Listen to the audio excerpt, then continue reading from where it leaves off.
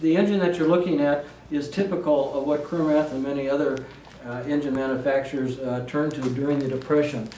It was too expensive to do special castings for your own engines unless they were the larger ones, and they turned to the automotive area. Kermath turned to some Hercules engines, which are industrial for a basis. They turned to Pontiac Straight 8. They turned to the Ford Flathead V8. And in approximately 1937, they went to the Ford-built Lincoln Zephyr V12. This is an example of a 1940 model. Significant thing about these is there was a few built with the very early Lincoln V12, which was 37 or earlier, and they had a lighter duty crankshaft and weren't quite as durable an engine. The key in these is to get the 292 cubic inch or larger. There was a 305 because it has stronger rod, stronger crankshaft, and everything. The weight on this engine is comparable to an M series Chris Craft.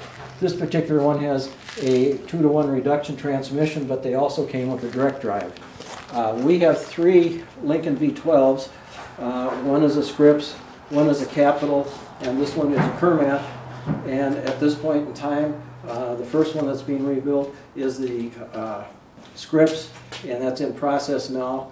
They are all available, rebuilt or not rebuilt, and we think that they're all basically very sound engines in as much as that they're all the 292s, and we've done a basic inspection on all of them, and we think it's going to be a really neat engine. They're noted for their smooth running, and they're also noted, as this engine does not have a carburetor on it, for being very undercarbureted to begin with.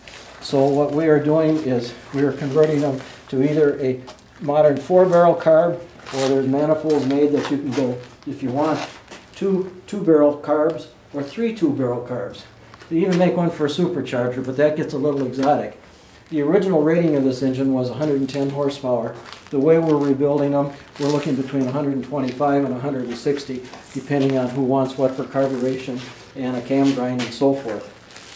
Very dependable, and the nice thing is it's a nice engine to have in terms of you got a V12. It was OEM available, but it was not standard on any boats that we know of, but it was OEM available to most of the manufacturers starting in 1937.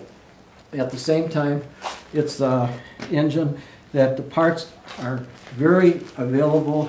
You can get anything you need for pistons, rods, so forth and so on. And there's many sources, so it's very competitive. And if you let me walk around a second, we'll pull a cylinder head and show you the inside of one.